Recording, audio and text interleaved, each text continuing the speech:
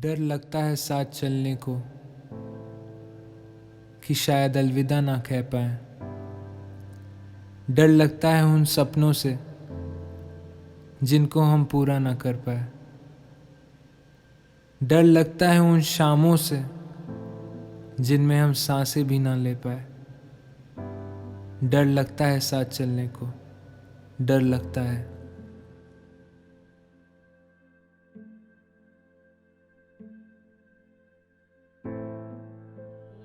ऐसा है कि सर जब हमको पता लगा कि कोविड पॉजिटिव मैं हो गया हूँ तो मैंने देखा कि लोग दूरी बनाने लगे। कोई पास आने के लिए तैयार नहीं था अपनी फैमिली को छोड़ के।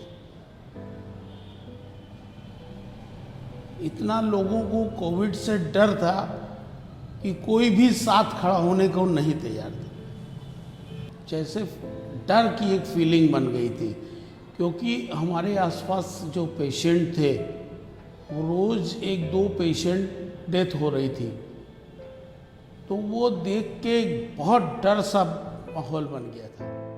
एक्चुअली क्या है कि एक जो फियर उसके लिए दिमाग में बन जाता है। कई सारी ऐसे इंसिडेंसेस हुए हैं कि पेशेंट बहुत ज़्यादा सीरियस नहीं थे, वेल टू डू थे, आराम से वार्ड में लेटे हुए काम कर रहे हैं। एक घटना सुनने में आई थी जिसमें से एक पेशेंट डर की वजह से हॉस्पिटल की बिल्डिंग से छलांग लगा लेता है और उसकी डेथ हो जाती। हो सकता है कोविड से नहीं उसकी डेथ होती, लेकिन वो उसके अंदर इतना फियर था कि मैं बचूंगा नहीं और अल्टीमेटली अब मेरी लाइफ ख़त्म होनी है। तो एक उसके अंदर एक साइकोलॉजिकल प्रॉब्लम स्टार्ट हुई और वो सुसाइड कर लिया। तो ऐसी चीज़ें कोविड की वजह से बहुत सारी चीज़ें हुई हैं। कोविड एक्चुअली क्या है कि कई सारे सिस्टम पे वर्क किया, उसने कई सारे सिस्टम को डिस्टर्ब किया। केवल रिस्पिरेटरी सिस्टम मीन्स जो सांस वाली सिस्टम उसी को नहीं, ब्रेन पे बहुत ज़्यादा डिस्टर्बेंस किया। साइकोसिस बहुत लोगों को डेवलप हुई है बाद में, पोस्ट कोविड साइकोसिस। पैंक्रियास पे बहुत ज़्यादा इसका इफेक्ट रहा, थायराइड ग्लैंड पे इफेक्ट रहा। पैंक्रियास के इफेक्ट की वजह से लोग डायबिटिक हुए। डायबिटिक तक जो जितने भी कोविड थे ऑलमोस्ट 90% के शुगर रेज हो गए। हार्मोनल डिसबैलेंस हुए, जो थायराइड हार्मोनल डिसबैलेंस हुए। तो ये हार्मोनल इम्बैलेंस जो होते हैं कहीं ना कहीं आपके साइकी पे अफेक्ट करते हैं। तो ब्रेन साइकोसिस तो बहुत सारे केसेस रिपोर्ट हुए हैं। पेशेंट क्योंकि उसमें शुरू में जो जानकारी दी गई थी वो भी इनकम्प्लीट थी, लोगों को बहुत सारी चीज़ें पता नहीं थी। मीडिया के थ्रू जो चीज़ें थोड़ा सा स्प्रेड की गई, थोड़ा बहुत सही तरीके से नहीं स्प्रेड करी गई। जो एक चीज़ों को ज़रूरत से ज़्यादा एग्जैगरेट किया गया और जिन चीज़ों को बताना चाहिए उसको प्रॉपर बताया नहीं गया, जिसकी वजह से पब्लिक में एक फियर का माहौल था। उस फियर की वजह से लोगों को से एक लाइफ के लिए थ्रेट दिमाग में बन गया था। तो अगर किसी को माइल्ड सिम्टम भी रह रहे थे, सिंपल फ्लू जैसे सिम्टम भी रह रहे थे, वो भी एकदम फियर में था कि अब मैं बचूंगा नहीं। This coronavirus has got that much weightage, as per me, due to media. In earlier virus outbreaks, media was not very active. People did not have phone in every hand, so it did not create that much havoc in the minds. This time, I would say, the spread of corona has been less medically than electronically. Corona was spread electronically more than physically.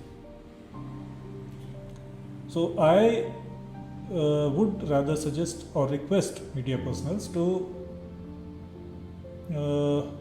scrutinize, or I would say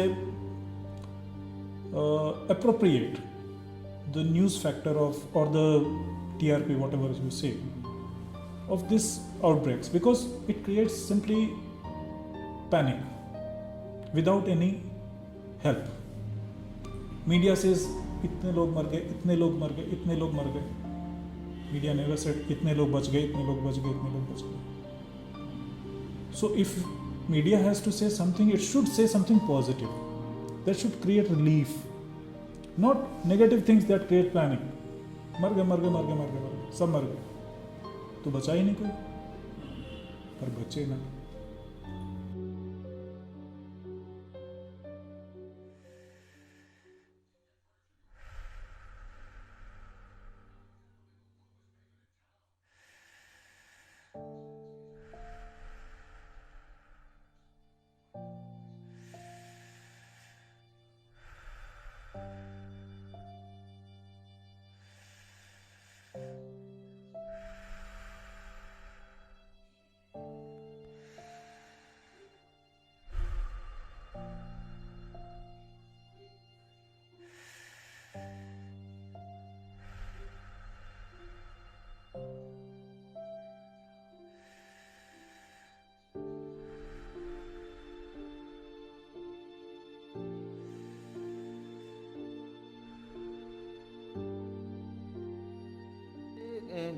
RRT team में जब duty थी और home isolation start हो चुका था उस समय, ठीक है।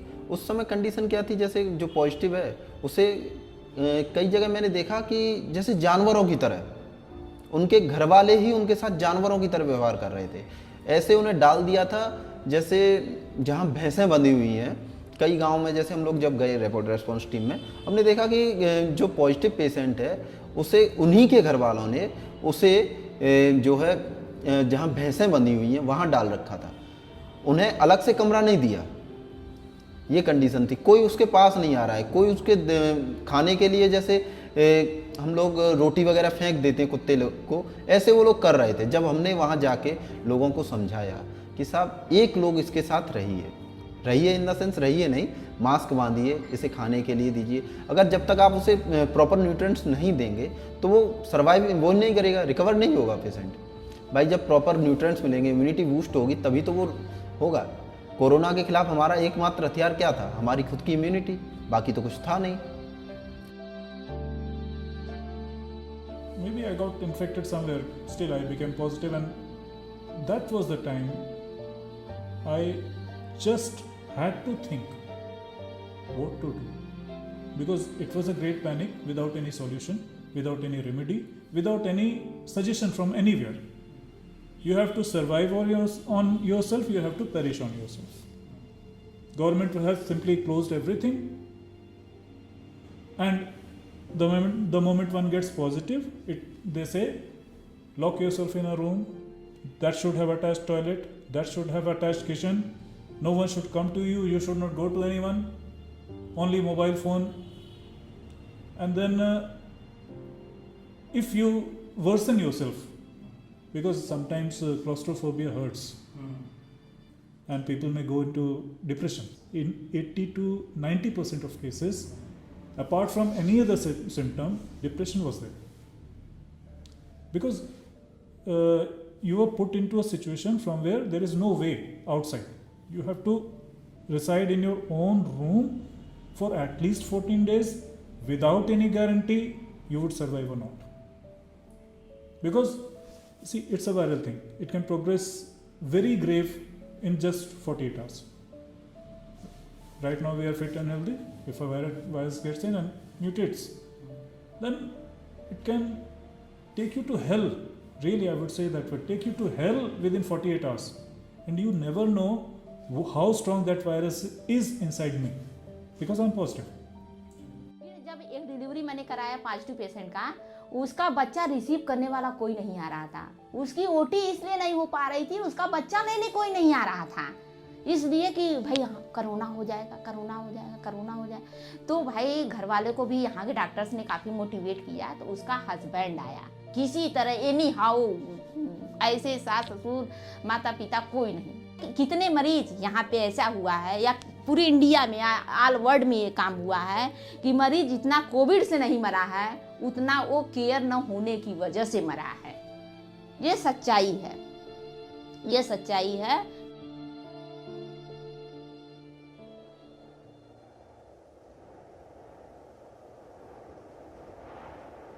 जब हवाएं सांसें बन जाती हैं तो ढूंढना मुश्किल हो जाता। जब यादें राख बन जाती हैं तो भूलना मुश्किल हो जाता। जब ये घटाएं काली हो जाती तब ये अंधेरा ही साथी बन जाता। और अब रोज़ हमें ये बुदबुदाती कि कुछ पल और वो साथ चल पाता, कुछ पल और वो साथ चल पाता।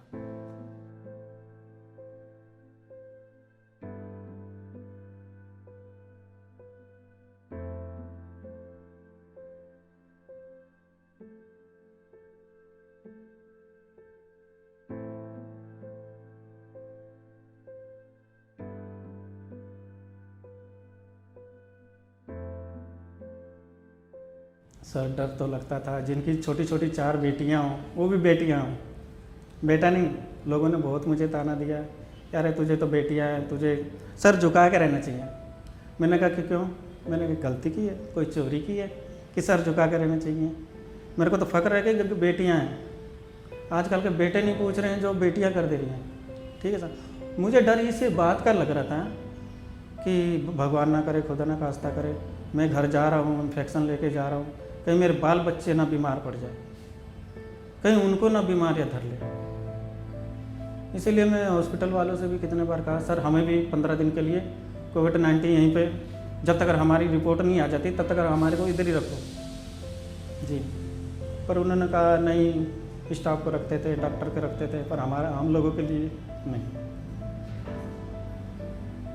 जब मैं पेशेंट का केस करा रही थी और पेशेंट शिफ्ट करा रही थी, तो एक बार जैसे ऐसे नज़र ऊपर उठता नहीं है, कंटिन्यूएशन में नीचे असर किए रहिए तो अलग लुक रहता कि भाई काम कर रहे हैं, काम कर। एक बार जब ऐसे नज़र ऊपर पड़ी तो जैसे लगा अरे ये कैसा समय आया है कि चारों तरफ सब किट पहने हैं, अंधेरा है, कोई सामने नहीं आ रहा। तो एक अजीब सी फीलिंग मुझे महसूस हुई, बहुत अजीब सा महसूस हुआ कि साथ वाले भी किसी के नहीं हैं, ना कोई साथ देने वाला है। हमारी तो मजबूरी है कि भाई हम एज ए स्टाफ नर्स हैं, फ्रंट लाइन वर्कर हैं, हमें कहीं भाग के जाना नहीं है। मेरे पास आय का दूसरा साधन भी नहीं है। मैं शुरू में इतनी डरी थी, मैं विश्वास नहीं है आपको, मैं ये ज़रूर कहूँगी कि मैं शुरू में इतनी डरी थी कि मेरे मन में कई बार विचार आया कि मैं नौकरी छोड़ के भाग जाऊँ। लेकिन फिर लगा अरे नौकरी छोड़ के जाएंगे कहाँ, सब जगह तो यही बीमारी फैली है, जाना कहाँ है। अरे हमको ये मौका मिला है कि 100 साल में एक बार महामारी आई है, मुझे करना है। लेकिन थोड़ा सा बच्चे का भाई फिक्र था, हमारा एक ही लड़का है, हमें भी डर था कि हमारे बच्चे को कोई दिक्कत ना हो। पीपीई किट के अंदर की ज़िंदगी जैसे आपको जलती हुई भट्टी में झोंक दिया गया है। 5 मिनट के बाद आपकी कंडीशन क्या होती है, आपको सांस नहीं ली जा रही है, हाइपोक्सिया हो रहा है, पसीना इतना आ रहा है कि टपक रहा है। मतलब 10 मिनट जैसे हो जाएंगे ना, 10 मिनट बाद आपको ऐसा ये फील होने लग जाता है पीपीई किट के अंदर जैसे जलती हुई भट्टी में आपको झोंक दिया गया है। बिल्कुल ऑक्सीजन की कमी हो रही है, सांस नहीं ली जा रही है, ये कंडीशन है पीपीई किट के अंदर। कितनी बार मेरे साथ ऐसा हुआ है कि आंख का आंसू मुंह में और नाक का ये जो आंख ये माथे का पसीना आंख में जाता था और गाल का पसीना मुंह में जाता था। और मैं कितनी बार अपना पसीना पी हूँ खारा खारा। इतनी गर्मी कि ये किट मैं निकालती थी तो मेरा पूरा बदन तड़तड़ ऐसे पसीने नीचे गिरते रहते थे। बाकी अपनी पर्सनल लाइफ में तो बहुत सारे इम्पैक्ट ऐसे रहे। अब छोटा सा बच्चा है, अब आप उससे मिल नहीं सकते। वो एक जस्ट रिकॉग्नाइज करना शुरू किया था कि ये मेरे पापा हैं। घर पे हम होम आइसोलेशन में हैं, एक दूसरे कमरे में बैठे हुए हैं, वो दूसरे कमरे में आके वो गेट खोल के देख रहा है, लेकिन हमारी इतनी हिम्मत नहीं है कि हम उसको उठा लें गोद में। तो एक ये सब बहुत साइकोलॉजिकल ट्रॉमा भी था जिन चीज़ों से हम लोग सफ़र किए हैं। और उस बच्चे को तो पता नहीं है कि हमारे पापा क्यों नहीं उठा रहे, तो वो रोना शुरू कर देता था। तो फिर वो मम्मी ले आके उसको चुप कराना है ना। और तो जब होम आइसोलेशन ख़त्म होता था तो एक मिलने की जो खुशी होती थी वो हम शब्दों में नहीं बयां कर सकते कि वो एक अलग ही इमोशन होते थे। बिल्कुल हम लोग एक तरह से सब चिपट के एटलीस्ट 5-10 मिनट ऐसे ही बैठे रहते थे, बच्चे एंड वाइफ। तो वो थोड़ा एक दौर था, एक मिक्स्ड इमोशन का दौर था।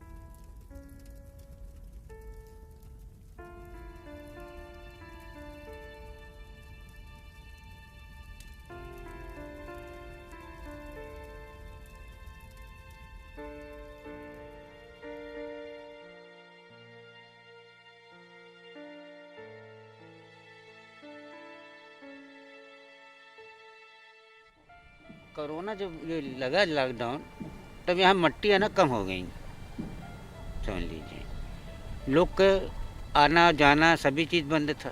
उसका एक नियम था, इतना समय छोड़ो, इतना समय आओ, उतना समय तक अंदर, ये चीज़ें थी। तो तुमसे पब्लिक निकलने नहीं पाती थी, तो मट्टी कहाँ से आएगा।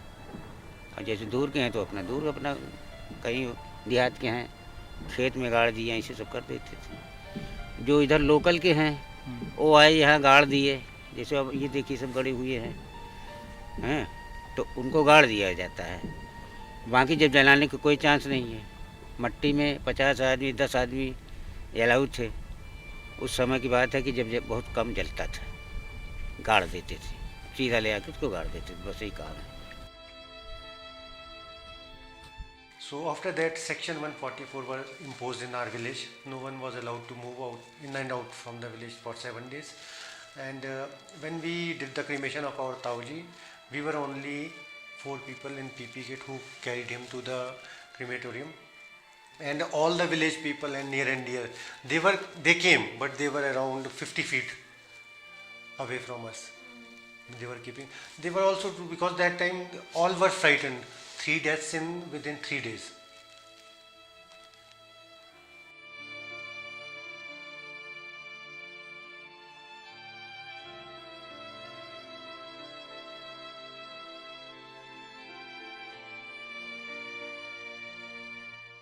असल बात में सारे क्रिमिनेशन ही इमोशन से अटैच होते हैं, क्योंकि लगता था कि लोग अपनी फैमिली से बहुत दूर हैं। और जैसे अगर कोई बेटा अपनी माँ को मुखाग्नि ना दे पाए, कोई बाप अपनी बेटी को ना दे पाए बाहर हो, तो वो जो उसकी फैमिली वाले रोते थे पकड़ के ना, तो वो कहीं ना कहीं ये लगता था कि हमारी फैमिली का कोई मेंबर ज़्यादा है, हमारी फैमिली का कोई मेंबर के साथ ऐसी घटना हुई है। तो इमोशन तो बताते समय आँख में आंसू आ रहे थे, इमोशन तो कोई रोक ही नहीं सकता। वो इमोशन ऐसे इमोशन थे कि जैसे आपको लगे कि आपकी फैमिली में कोई दुर्घटना। मेरी भी एक छोटी सी बेटी है और बहुत सारे बच्चे भी इसके शिकार हुए। तो उनको मेरे पास एक वीडियो है जिनको रात में 10 बजे जिस बच्चे को हम लोग ले गए और उसका बाप मुझे पकड़ के चिल्ला के रो रहा था, और उसकी मदर जो थी वो मायके में थी और वो वीडियो कॉल पे देख के चिल्ला के रो रही थी। तो इतना वो बता नहीं सकते उसको आप, क्योंकि ये ऐसा टाइम था कि आप वर्ड्स में उसको नहीं बता सकते। But at that time there was a protocol. With every admission you have to go for COVID test. So we conducted. We got him positive. And the moment we disclosed the report, he said, मुझे तो पता था, मैं तो मिर्ज़ापुर में ही positive था. And we had to file an FIR just to save ourselves. That we are not treating pre-existing COVID positive. He has concealed the information. After doing that FIR, we had to shift him to the SRM, COVID center. It was very awkward filing an FIR against a patient who is going to die. We know that he was going to die. But just to safeguard yourself, otherwise you will be sued. It was like killing a half-killed man. But we were very sorry, but still we had to do it. And that person, unfortunately, he died. Next day he went. And the family members were weeping like, what was our fault? How would we say what was your fault? They lost their family member. Not family member, but rather breadwinner. They lost their breadwinner. They got an FIR filed on them. And the police ran after them here and there. छुपाया क्यों, छुपाया क्यों, छुपाया क्यों, छुपाया क्यों? The only answer was बता के क्या मिला?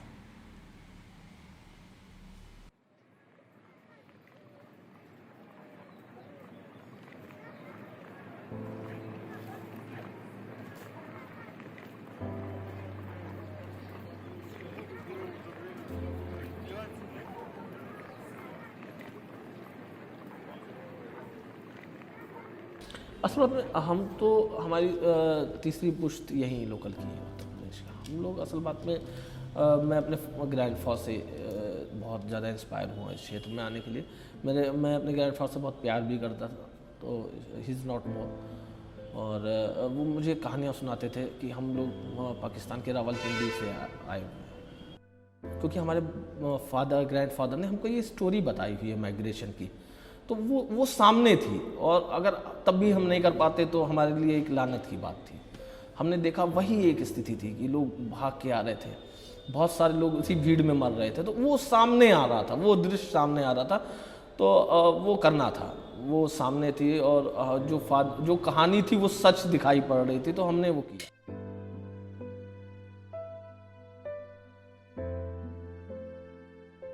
उसके अलावा जैसे एक बार मेरी ड्यूटी पीएससी पे लगी थी, तो भाई जनता कर्फ्यू हो गया था, लोग पैदल घरों के लिए निकल गए थे, तो मैंने देखा 47-48 डिग्री टेम्परेचर था।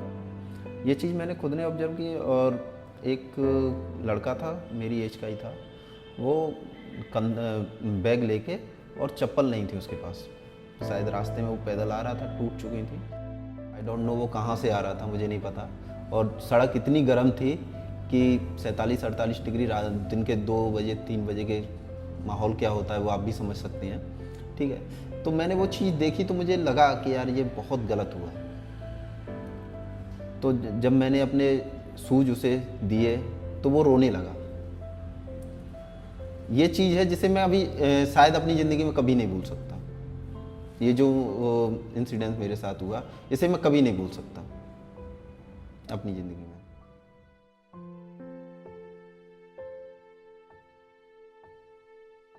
और हमारे अंदर मॉरल खत्म, हम ईगोइस्ट हो गए हैं। जब सोशल वर्क का एक फार्मूला है, मैं आपको बताऊं, जब हम लोग को सिखाया गया था सोशल वर्क में, तो एक फार्मूला था, कोई चीज़ करिए, फिर करिए और करते रहिए, तब आप सक्सेस पे आएंगे। यहाँ पे कोई चीज़ करिए और आपको रिजल्ट चाहिए। जो आज की यंगस्टर है ना, कोई चीज़ करिए और रिजल्ट चाहिए, यहाँ फंस जाता है आदमी। रिजल्ट इतनी आसानी से नहीं मिलता। ईसीजी मशीन है, देखिए उतार चढ़ाव लगे रहते हैं। ईसीजी मशीन है, जब वेव्स अप एंड डाउन होती है तब आदमी जिंदा है, ठीक है ना। खाली सुख आएगा तो भी मर जाएंगे, खाली दुख आएगा तो भी मर जाएंगे। आपको वेव्स अप एंड डाउन चाहिए। जब तक आपके ज़िंदगी में उतार चढ़ाव नहीं होगा तब तक आप जी नहीं सकते। तो मुझे लगता है कि लोगों को अपने बच्चों को मॉरल, नैतिकता सिखानी चाहिए। हम बहुत दूर होते जा रहे हैं। हमारे पास घर बड़े हैं, हमारे पास मंदिर बड़े हैं, हमारे पास गुरुद्वारे बड़े हैं, लेकिन हमारे दिल के किसी कोने में नैतिकता नहीं है। तो मैं यही मैसेज देना चाहूँगा कि शुरुआत हम ही आप करते हैं, अपने घर से करें, अपने बच्चों से करें, तो शायद स्प्रेड हो जाए।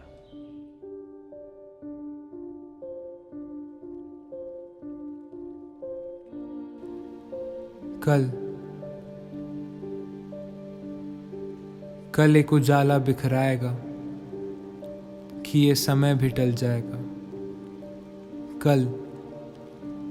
कल एक तारा टिमटिमाएगा कि हमें देख बस वो मुस्कुराएगा। कि क्या पता कि कल वो लौट आए और हमें जहानों के किस्से सुनाएगा, हमें जहानों के किस्से सुनाएगा।